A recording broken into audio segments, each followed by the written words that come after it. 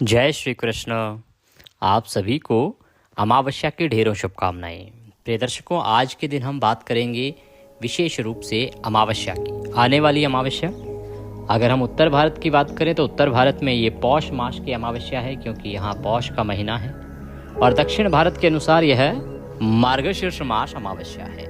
आप कहेंगे ऐसा क्यों पंडित जी? क्योंकि दक्षिण भारत के जो पंचांग हैं, वहाँ का जो महीना है वो हमसे एक महीने अतिरिक्त चलता है। अर्थात हमारे यहाँ मार्गशीर्ष समाप्त हो चुका है, वहाँ मार्गशीर्ष अभी चल रहा है। इसीलिए, और ये सभी माह में है, ऐसा नहीं केवल इसी महीने में, हमेशा ऐसा ही होता आया है वो। तो हम बात करेंगे आने वाली अमावस्या के विषय में। ये जो अमावस्या है, ये इस साल की अंतिम अमावस्या होगी। इसकी महिमा शास्त्रों में बहुत अधिक वर्णित है। सार रूप में आपको बताऊं, मैं आज आपको बताने वाला हूं कि पुराणों में इस अमावस्या के विषय में इतना महत्वपूर्ण क्यों कहा गया है।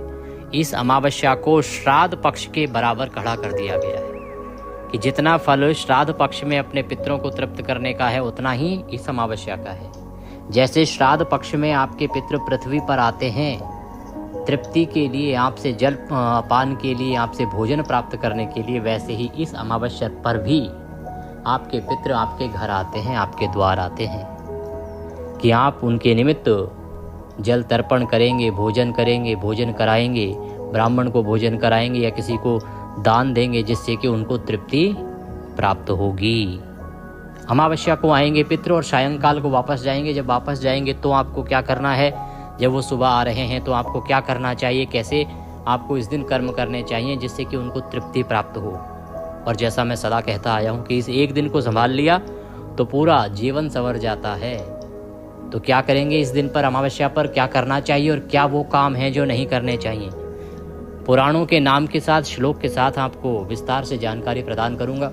आपसे निवेदन है कि वीडियो यदि थोड़ा सा भी अच्छा लगे तो एक बार लाइक अवश्य कीजिएगा। वीडियो थोड़ा सा देर से आ रहा है क्योंकि मैं व्यस्त चल रहा था, तो जितना हो सके आप इसे शेयर कीजिए, व्हाट्सएप कीजिए, जिससे कि अधिक से अधिक लोगों तक सही जानकारी, शास्त्रीय जानकारी पहुंच पाए और वो उसका लाभ ले पाए। ध्यान दीजिएगा, जब आप इस प्रकार की जानकारी लोगों तक पहुंचाते हैं और वो उसका लाभ लेते हैं तो उसका पुण्य आपको अनंत गुना मिलता है, ऐसा शास्त्र कहते हैं। अपने पितरों की तृप्ति के लिए और उनकी प्रसन्नता के लिए कमेंट बॉक्स में अवश्य लिखिएगा जय श्री कृष्ण, जय पितृदेव। भगवान कृष्ण की कृपा से उन्हें गोलोक धाम प्राप्त हो। आप देख रहे हैं देवभूमि ज्योतिष संस्थान का प्रतिष्ठित यूट्यूब चैनल देवभूमि धार्मिक। हम यहाँ पर सभी व्रत और त्योहारों की सही शास्त्रीय जानकारी प्रदान करते हैं। ज्योतिष शास्त्र और पंचांग के आधार पर आपको बताते हैं कौन सी तिथि कब है, व्रत आदि कब है, कैसे व्रत करना है, क्या विधि है, क्या नियम है और क्या गलती नहीं करनी है। यदि आप सभी व्रत त्योहार की सही जानकारी पाते रहना चाहते हैं तो कृपया चैनल को सब्सक्राइब कीजिए और बेल आइकन को प्रेस कीजिए। आइए प्रिय दर्शकों, जानकारी आरंभ करते हैं। बात करते हैं आने वाली अमावस्या की।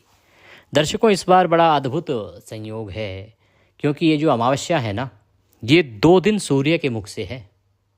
2 दिन सूर्य के मुख से है। तो अब जानना ये है कि इसका अमावस्या का जो दान पुण्य का कार्य है, व्रत आदि का कार्य है, वो कब करना होगा।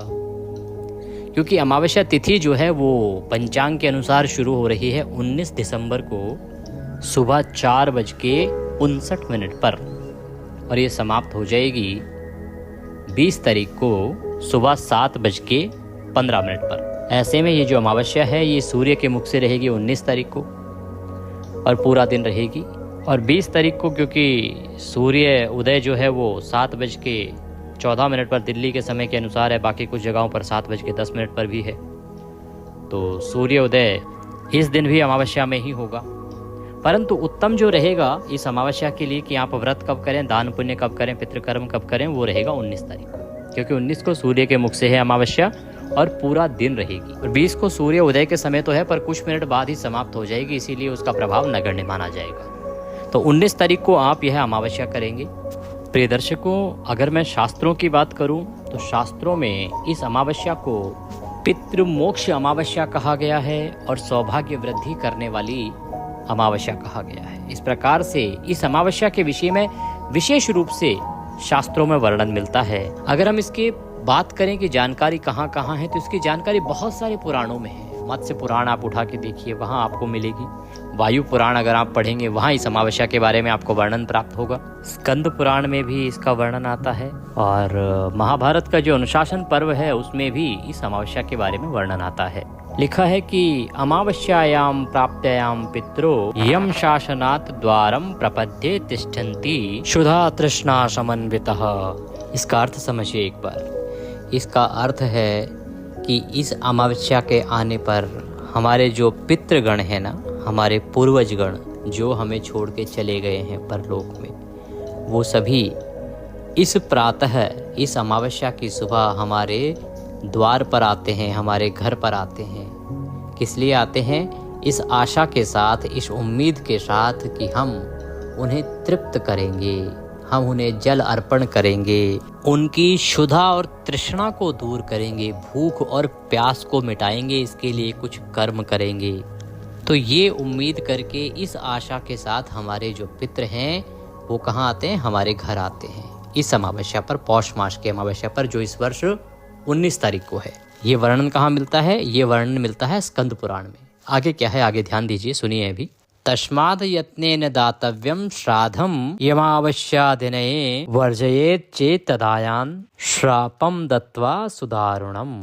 तो शास्त्र कहते हैं कि इसीलिए, क्योंकि आपके पितृ आपके घर पर आते हैं यह इच्छा लेके कि आप उनकी तृप्ति करेंगे, इसीलिए प्रत्येक गृहस्थ का यह दायित्व बनता है, प्रत्येक गृहस्थ का यह कर्तव्य बनता है कि वो अपने पितरों के लिए इस दिन, अमावस्या के दिन तर्पण आदि करे, उनकी मुक्ति के लिए, उनकी तृप्ति के लिए प्रयत्न करे, प्रयास करे, कर्म करे। या तो तर्पण करें, दान कर सकें तो दान करें, ब्राह्मण को भोजन करा सकें तो ब्राह्मण को भोजन कराएं। तो शास्त्र के आगे कहते हैं कि यदि वह ग्रस्त, अर्थात आप लोग यदि ऐसा नहीं करते हैं, तो जब सायंकाल को आपके पितृ निराश होके जाएंगे तो दारुण दुख देके जाते हैं, कठोर श्राप आपको देके जाते हैं। तो शास्त्र कहते हैं कि आपके पितृ आएंगे अमावस्या की सुबह, आपको उनके लिए श्राद्ध कर्म आदि करना चाहिए। ये प्रत्येक गृहस्थी का दायित्व है, और जो नहीं करता है उसको श्राप देके जाते हैं। तो अब प्रश्न उठता है, पंडित जी करें क्या?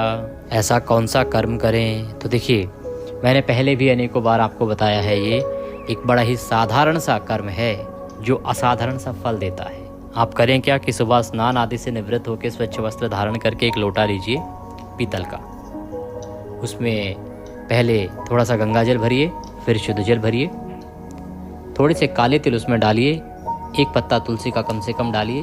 ध्यान दीजिएगा कि तुलसी का पत्ता जो डाल रहे हैं वो आज नहीं तोड़ना है, क्योंकि अमावस्या के दिन आपको फूल पत्ती आदि नहीं तोड़नी चाहिए। तो पहले का रखा हुआ वही आपको डालना है। तो एक पत्ता तुलसी का लीजिएगा, वह उसमें डालिएगा। कुशा अगर मिल जाए तो बड़ा अच्छा है, कुशा डालिएगा। सफ़ेद चंदन मिल जाए तो वह डाल लीजिएगा, और सफ़ेद पुष्प मिल जाए तो वह डाल लीजिएगा। ये सामग्री उसमें डाल के और एक आसन लगाइए, दक्षिण दिशा की ओर मुख करके बैठ जाइए, लोटे को सामने रखिए अपने और उसमें अपना चेहरा देखिए। उसके बाद गीता के 7वें अध्याय का पाठ कीजिए या श्रवण कीजिए। मैं आपके लिए हमेशा गीता का 7वां अध्याय अपलोड करता हूँ, उसका लाभ लीजिए। और इस बार भी अमावस्या पर करूँगा मैं। अगर आपको ना मिले तो केवल इतना लिख दीजिएगा यूट्यूब पर कि गीता का 7वां अध्याय बाय देवभूमि, आपको मिल जाएगा फिर। और मेरे चैनल पर बहुत बार, मैंने कम से कम 1000 बार गीता का 7वां अध्याय अपलोड किया हुआ है, तो इसलिए बड़ी आसानी से आपको प्राप्त हो जाएगा। वह अध्याय सुनिए। अध्याय सुनने के बाद लोटा अपने दोनों हाथों में उठा लीजिए, भगवान विष्णु का ध्यान कीजिए और संकल्प कीजिए कि प्रभु, मैंने जो गीता का 7वां अध्याय श्रवण किया है, इसका जो भी पुण्य प्राप्त होता है वो संपूर्ण पुण्य मैं अपने पितरों को अर्पित करता हूँ। ये मेरे पितरों को प्राप्त हो और इससे वो तृप्त हों, संतुष्ट हों। उसके बाद उस जल से तर्पण कर दीजिएगा। तर्पण कैसे करना है? एक बड़ा पात्र लीजिए, दूसरा उसमें सीधे हाथ में जो आपका अंगूठा और उंगली के बीच का क्षेत्र है ना, खाली क्षेत्र जो है, वह पितृतीर्थ है। वहीं से आपको जल गिराते हुए पितरों का तर्पण करना है। दूसरे पात्र में जल छोड़ना है, ये वाला। तो जो लोटा है उसको उल्टे हाथ में उठाइए, सीधे हाथ में अंगूठे और उंगली के बीच से इस जल को पितरों को अर्पित करना है, तर्पण करना है। दक्षिण की ओर ही आपका मुख होना चाहिए और दक्षिण की ओर ही उसकी धार गिरनी चाहिए। आप क्या मंत्र बोलेंगे? ओम ह्रीं श्रीं क्लीं स्वधा देव्यै स्वाहा, ओम ह्रीं श्रीं क्लीं स्वधा देव्यै स्वाहा, ओम ह्रीं श्रीं क्लीं स्वधा देव्यै स्वाहा। यह मंत्र बोलते हुए तर्पण कीजिए। अपने पितरों का ध्यान कीजिए और मन ही मन उनसे निवेदन कीजिए कि हे मेरे पितरों, इस जल को ग्रहण करो, गीता के 7वें अध्याय को ग्रहण करो और तृप्त हो, तृप्त हो, तृप्त हो। इस प्रकार से यह जल तर्पण करना है। फिर आप इस जल को पीपल के वृक्ष में अर्पित कर देना, क्योंकि ये अमावस्या जब है उस दिन तो रविवार का दिन है नहीं। यदि कभी रविवार का दिन आता है तो उस दिन आप ये जल पीपल को ना दीजिएगा, बाकी सभी दिनों पर आपको पीपल को ही ये जल तर्पण करके अर्पित करना है। यदि किसी को पीपल का वृक्ष ना मिले, पीपल आसपास ना हो, तो आप अन्य किसी वृक्ष में भी दे सकते हैं, पर ध्यान दीजिएगा कि ऐसे स्थान पर ना डालिएगा इस जल को जो किसी के पैरों में आए। तो इस प्रकार से एक तो ये कर्म कीजिएगा। इसके बाद एक छोटा सा 10 मिनट का एक हवन है, वो अवश्य कीजिएगा, मैंने पहले भी बताया है। इसमें मात्र 11 आहुतियाँ आपने देनी हैं और बहुत बड़े मंत्र भी नहीं है। थोड़ी सी सामग्री, 1 कटोरी सामग्री भी बहुत हो गई आपके लिए। हवन सामग्री लीजिए। आपके जो स्थान देवता हैं, कुल देवता हैं, ग्राम देवता हैं और भगवान नारायण, इस प्रकार से इन 5 का आपको हवन करना है 11 आहुति का। ग्राम देवता जिस ग्राम में या जिस नगर में जहाँ आप वास करते हैं उसके देवता होते हैं, एक अधिपति देवता। जिस स्थान पर आप वास करते हैं वहाँ के एक अधिपति देवता होते हैं, उनके लिए आहुति जानी चाहिए। आपके कुल देवता होते हैं, उनके लिए आहुति जानी चाहिए। कुल देवी होती हैं, उनके लिए आहुति जानी चाहिए और भगवान विष्णु के लिए आहुति जानी चाहिए। इन 5 के निमित्त आपने 11 आहुति कम से कम देनी है। 10 मिनट का हवन है मुश्किल से। ये मंत्र मैं आपको बताता हूँ। ओम ग्राम देवताभ्यो नमः स्वाहा, ओम ग्राम देवताभ्यो नमः स्वाहा। इसकी 11 आहुति, अधिक सामग्री हो तो 21 आहुति। उसके बाद ओम स्थान देवताभ्यो नमः स्वाहा, ओम स्थान देवताभ्यो नमः स्वाहा। इसकी फिर से वही 11 या 21 जितनी आपके सामग्री हो। ओम कुल देवताभ्यो नमः स्वाहा, ओम कुल देवताभ्यो नमः स्वाहा। जो भी आपके कुल देवता हैं उनका ध्यान करते हुए वही 11 या 21 जितनी आप आहुति दे पाएँ। कुल देवेभ्यो नमः स्वाहा, कुल देवेभ्यो नमः स्वाहा। जो भी आपकी कुल देवी हैं उनका ध्यान कीजिए, उनके लिए आहुति। और इसके बाद इस सृष्टि के पालनहार, इस सृष्टि के प्रमुख, इस सृष्टि के मूल बीज जिससे ये सृष्टि उत्पन्न हुई है, भगवान नारायण, उनके लिए आहुति दीजिएगा। ओम नारायणाय नमः स्वाहा, ओम नारायणाय नमः स्वाहा, ओम नारायणाय नमः स्वाहा। ये 5 मंत्र हैं, इनकी 11 या 21 आहुति दीजिएगा। ये जो हवन है प्रत्येक अमावस्या पर कल्याणकारी है। इससे आपके पितृ तृप्त होते हैं, आपके कुल देवता तृप्त होते हैं, आपके स्थान देवता तृप्त होते हैं। और जब ये सब तृप्त होते हैं तो आपके जीवन में संकटों का नाश होता है, खुशियों का आगमन होता है। तो इस अमावस्या पर ये 2 कर्म अवश्य कीजिएगा। एक जो मैंने गीता के 7वें अध्याय वाला बताया, और दूसरा ये जो हवन वाला है। बहुत अधिक समय लगेगा नहीं, दोनों को मिला के 40 मिनट में सारा हो जाना है। और महीने में इतना समय तो निकाला ही जा सकता है अपने पितरों के लिए, अपने जीवन के लिए। प्रत्येक अमावस्या पर इतना समय निकालिए और इस अमावस्या पर अवश्य निकालिएगा। ये इसलिए भी क्योंकि ये जो अमावस्या है ये साधारण अमावस्या नहीं है। इस अमावस्या को छोटा पितृपक्ष भी कहा जाता है। मैं आगे बताऊं आपको। तो ये छोटा पितृपक्ष भी है। छोटा पितृपक्ष कैसे है? जो लोग श्राद्ध पक्ष में अपने पितरों का तर्पण आदि नहीं कर पाते, श्राद्ध कर्म आदि नहीं कर पाते, शास्त्रों ने ये विधान दिया है कि उनको अवश्य ही पौष मास की इस अमावस्या पर अपने पितरों का श्राद्ध कर्म तर्पण आदि करना चाहिए। ये आपके पितरों को संतुष्ट करता है, तृप्त करता है, क्योंकि उसके बाद जो पितर हैं ये पौष मास की अमावस्या पर आपके घर आते हैं। इसीलिए इस दिन को छोटा पितृपक्ष कहा जाता है। इस दिन आपको अवश्य अपने पितरों को संतुष्ट करना चाहिए, तृप्त करना चाहिए। इस महिमा को समझिए, इस दिन के महत्व को समझिए और इस दिन अपने पितरों के निमित्त ये कर्म अवश्य कीजिए, अवश्य कीजिए, अवश्य कीजिए। इसके बाद मैं दीपक के विषय में भी बताऊंगा कि दीपदान कैसे करना है, कैसे पितृ शाम को जब जाएंगे तो क्या करना है। प्रिय दर्शकों, ये जो अमावस्या है ना, इसके साथ एक और बड़ा योग जुड़ा हुआ है। ये अमावस्या पड़ रही है शुक्रवार को। शुक्रवारी अमावस्या है, इसीलिए ये धन का योग बनाती है, लक्ष्मी की सिद्धि बनाती है। इससे धन और ऐश्वर्य की प्राप्ति होती है। इस विषय में ज्योतिष शास्त्र और मुहूर्त चिंतामणि जो ग्रंथ है ना, उसमें विशेष रूप से वर्णन आता है। इस विशेष जो योग बन रहा है ये शुक्रवारी अमावस्या का, उसके बारे में लिखा है कि भार्गव दिने यदा अमाशात सौभाग्यदायिनी, अर्थात यदि शुक्रवार, भार्गववार जो है ना, वो भार्गववास होता है शुक्रवार। शुक्रवार के दिन यदि कोई अमावस्या पड़ जाए तो वह सौभाग्यदायिनी होती है, सौभाग्य देने वाली होती है। इस दिन यदि आप थोड़ा सा पूजा पाठ कर लें, पितरों का तर्पण कर लें, होम हवन कर लें, तो आपके पितृ तो तृप्त होंगे ही, प्रसन्न होंगे ही, आपको धन धान्य की प्राप्ति बनती है, आपके घर में लक्ष्मी का आगमन होता है लक्ष्मी की वृद्धि करता है। अब आप और क्या कर सकते हैं इस दिन? देखिए, ये जो शुक्रवारी अमावस्या है ना, शुक्रवार के और अधिक लाभ क्या हो सकते हैं जिससे कि आप इस अमावस्या का अधिक से अधिक लाभ ले सकें? तो जैसा कि शास्त्रों में भी वर्णन आता है कि शुक्रवार को आपको खट्टी वस्तुएं नहीं खानी चाहिए। तो प्रयास कीजिए इस दिन एक दिन खट्टी वस्तुएं ना खाइए और ब्राइट कलर्स पहनिए। डार्क कलर्स के स्थान पर ब्राइट कलर्स, जैसे सफ़ेद बड़ा अच्छा कलर है, शुक्र को बड़ा अट्रैक्ट करता है ये। इस दिन गहरे रंग ना पहनिएगा, डार्क कलर्स नहीं पहनिएगा। इससे आपके शुक्र ग्रह जो हैं और मजबूत होंगे। इससे आपके घर में धन, लक्ष्मी और ऐश्वर्य की प्राप्ति होती है। जब आप इस प्रकार से करके देखेंगे तो आपको लाभ होगा। तो इसीलिए इस दिन इन नियमों का पालन कीजिएगा, बड़ा कल्याणकारी रहेगा। अब मैं आपको अंत में बात करूंगा महाभारत। वहाँ भी भीष्म पितामह जो हैं वो युधिष्ठिर को बता रहे हैं, शिक्षा दे रहे हैं। महाभारत का जो अनुशासन पर्व है उसमें इसकी महिमा आती है अमावस्या की। भीष्म पितामह कहते हैं कि अमावस्यायाम यदा वारो मैत्रम नक्षत्र च तद्भवेद दत्तम स्नानम दानम विशेषतः। इसका अभिप्राय है कि ये जो पौष मास की अमावस्या है इस पर विशेष रूप से किया जाने वाला दान, स्नान आदि सब कुछ अक्षय फल देने वाला है। तो अगर संभव है आसपास कोई गंगा रिवर या अन्य कोई पवित्र नदी है तो उसमें स्नान कीजिएगा। अन्यथा घर पर आप गंगा स्नान कर सकते हैं। जो आपका नहाने का पात्र है उसमें पहले गंगा जल डालिए थोड़ा सा, फिर जल भरिए, हर हर गंगे बोलते हुए उत्तर दिशा की ओर मुख करके स्नान कीजिए। और इस प्रकार से आपने स्नान करना है, ये अक्षय पुण्य देगा।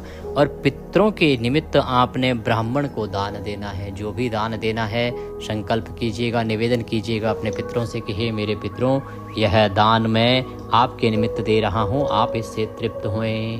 तो इस प्रकार से ये कर्म है जो आपको इस दिन करने हैं। ये कर्म कीजिए दिन में। सायंकाल को आपके जो पितृ हैं अपने पितृलोक को वापस लौटते हैं। तो हमारा दायित्व बनता है कि हम उनके मार्ग को प्रकाशित करें, उनका जो रास्ता है ना वहाँ पे रोशनी फैलाएं। इसीलिए वर्णन आता है गरुड़ पुराण में। ये गरुड़ पुराण के अनुसार बता रहा हूँ। गरुड़ पुराण ये कहता है कि अमावस्या को जब आपके पितर आएंगे तो सायंकाल को वो अपने लोक वापस लौटेंगे। उनको शाम होते होते अपने लोक में वापस पहुँचना है। तो वो जब शाम को जाएंगे तो उनका जो रास्ता है वह प्रकाशित होना चाहिए, अंधेरा ना हो। इसके लिए आप पीपल में एक दिया जलाएंगे, पीपल की जड़ों में, पीपल के नीचे एक दिया जलाएंगे, दीपदान करेंगे।